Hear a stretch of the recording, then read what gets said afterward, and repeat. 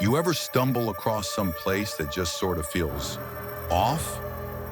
You know, where the air is too heavy and your skin is all stained for no good reason? That was what it felt like to me when I first saw that old, worn-out cemetery off Route 17, sandwiched between a grove of gnarled oaks and kudzu. You'll drive right by the place if you're not passing by it looking, but when you did see it, you couldn't help but look. The tombstones were crooked, half covered with dirt. Some worn down so far you couldn't even tell who was there. And the stories? Oh, the stories told about the place would freeze your blood in your veins. They said the dead there never stayed dead. I didn't believe it initially, but after what happened last summer, I'll never come near that place again.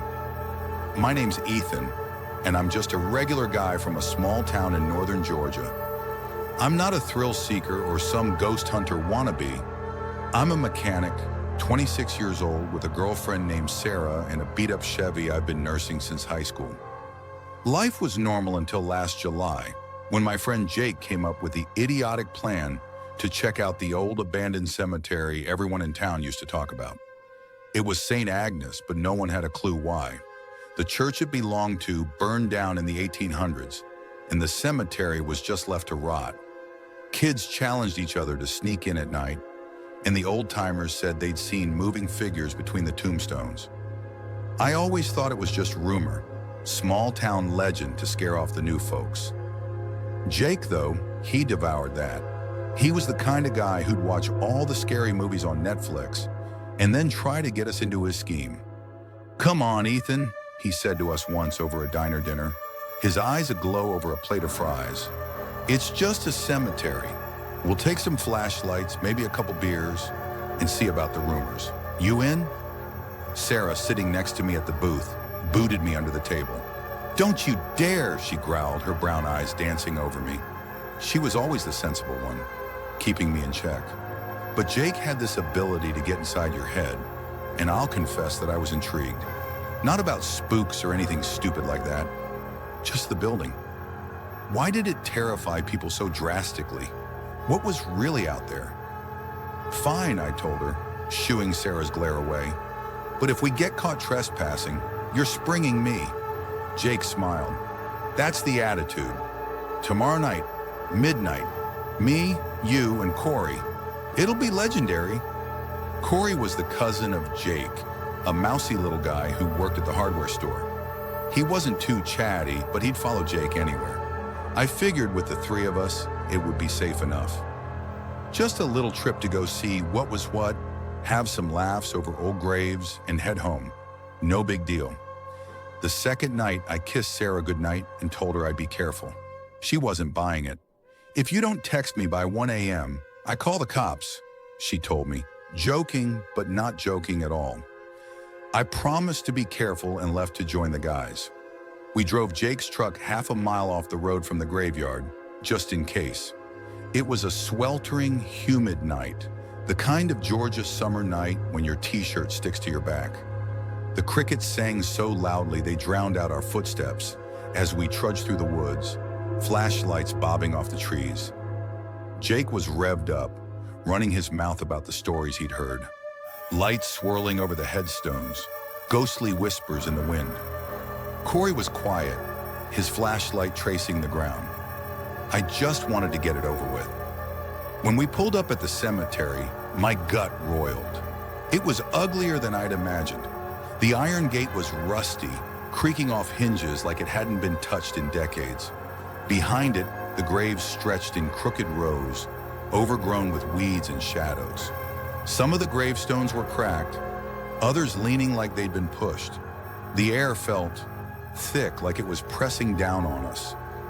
I couldn't explain it, but I wanted to leave right then. "Man, this is spooky as freak can be," Jake panted, but he was grinning like a trick-or-treater on Halloween night. He strode through the gate, his flashlight cutting through the darkness. Corey trailed behind him, and I lingered before I entered too. My boots crunched through the parched grass, and each step was like crossing over a line I shouldn't. We walked around for a bit, reading the tombstones we could understand. They were all from the 1800s. Names like Abigail, Ezekiel, Mary. One had an etched angel on it, but its face was worn off as if it was screaming. Jake thought it was funny and took a selfie of himself with it. "Gonna post this on Insta," he said. Haunted vibes. I rolled my eyes. "Can we just go already? This is freaking me out." "5 more minutes," replied Jake. "Let's see the scary part. You know, where their turn dead converge." He placed air quotes around the words, laughing. Corey finally made a comment. "I don't like this," he murmured. He was staring at a patch of ground near the back of the cemetery where the headstones were older and more weathered. The ground in this spot was uneven, as if something had been yanked up and walked down again. My flashlight hit something, a chunk of white protruding from the ground. A bone? No, a stone. But something didn't feel right. "Let's see about that," Jake said, already heading in that direction. "Jake, no," I said, grabbing his arm. "This is not funny anymore." He pushed me off. "Chill out, man. It's just dirt and dead bones. Nothing's gonna happen." Something did happen. As Jake stepped onto the rugged terrain, the mood changed. The crickets stopped chirping and a cold wind passed over, even though it was July. My flashlight and Corey's flickered irregularly as well. Jake stopped, his grin fading. "You guys feel that?" he whispered. Before I had the chance to answer, the ground beneath our feet shifted. Not an earthquake, but something shifting beneath the surface of the earth. I stepped back, my heart pounding. "Jake, come here," I yelled. He didn't move. He was staring at the ground, his flashlight shaking in his hand. "There's something down there," he whispered. Corey latched onto my arm, his hand squeezing my flesh. "Ethan, we have to leave. Now." But we never had the chance. The ground in front of Jake started to crack open, as if pushed up from below. There was a rumbling growl from the ground. Not a voice, but alive, but angry. My flashlight went out completely, leaving us in darkness but for Jake's beam, which was pointed directly at where the earth was shifting. And then, a hand exploded through. It wasn't a skeleton or some rotten corpse like they have in films. It was a hand, white and creased, but alive. The fingers curled, digging at the earth, and then another hand came up, scrabbling at the ground.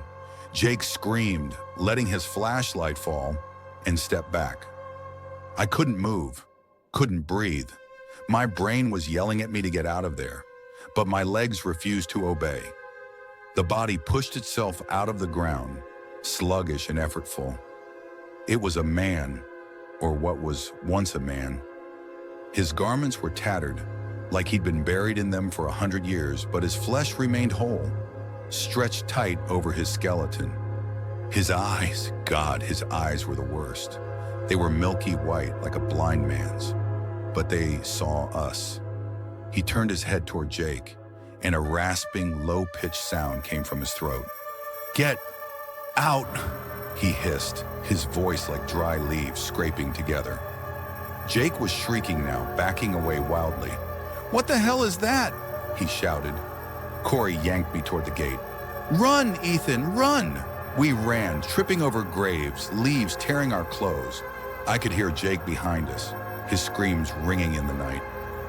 The raspy voice followed, not boisterous but clear, as if it were in my ear.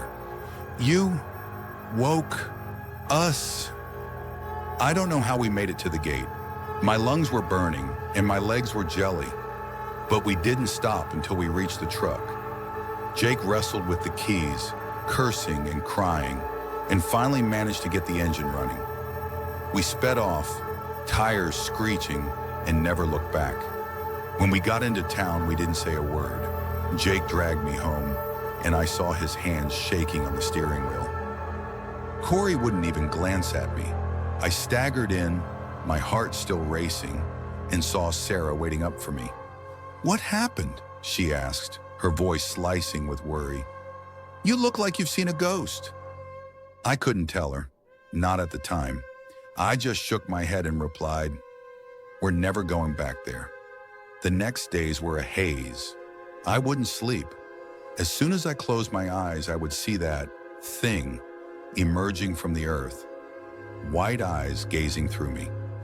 Jake ignored my texts, and Corey got fired from his position at the hardware store. I had heard he went to Atlanta, but nobody really knew. Sarah kept asking me what happened, and I brushed her off. How do you tell someone something like that without being completely insane? A week went by, and I got a call from Jake. It was 3 a.m., and his voice was shaking so badly that I could barely hear what he was saying. "Ethan, it's not over," he whispered. "They're here." "Who's here?" I demanded, my stomach falling. "Them, the things from the graveyard. I saw one outside my window last night. It was just standing there staring at me." I didn't want to believe him. I dismissed him as being out of his mind, perhaps drunk or stoned. But deep inside, I knew he was being honest. "Lock your doors," I ordered. "I'm coming over." I walked up to Jake's, the lights were off, and his truck sat in front of the house. The front door creaked slightly as it swung open in the wind. I was panicked, my heart pounding. I yelled out his name, but he never answered. I grabbed a tire iron from my truck and went in. The house was demolished. Furniture overthrew. Photographs shattered on the ground. In the living room, I noticed Jake's phone. Its screen cracked, but still glowing.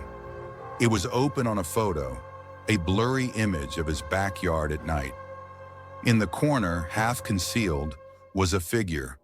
White flesh, tattered clothes, white eyes. I went outside the house, my hands shaking so that I could barely hold the tire iron. That's when I heard it. A rasping voice, the same voice as the voice in the cemetery. "You woke us." I ran to my truck and drove straight to Sarah's. I told her the whole thing, every single detail, even though I knew she'd think I was nuts. But to my surprise, she believed me. "My grandma used to tell me stories about that cemetery," she said, going white. "She said they said the people who were buried there were cursed. Something about a preacher who sold his soul to the devil in order to keep his sheep alive. But it backfired." "What do you mean wrong?" I demanded. "They came back, but they were not human anymore. They were something else." Grandma said that the town closed off the graveyard to keep them contained. I was sick. "So what do we do?" Sarah did not realize it, but she was not going to let me walk home alone. We slept at her house, jumping at every noise, checking the locks hourly. The next morning, I got a text message from an unknown number. It was a photo of Jake's truck, parked in the woods by the cemetery. The driver's side door was open, and the seat was empty. The cops searched for Jake, but never found him. They informed me that he probably ran, maybe into some form of trouble. No one believed me when I explained that I had visited the graveyard. They treated me like a madman, and I stopped trying to persuade them. Corey is also gone, nowhere to be found. I do not know if they are dead or worse than dead.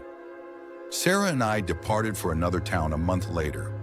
We don't ever talk about what happened, but I know she is scared too. Sometimes in the dead of night, I hear that raspy voice in my dreams. "You woke us."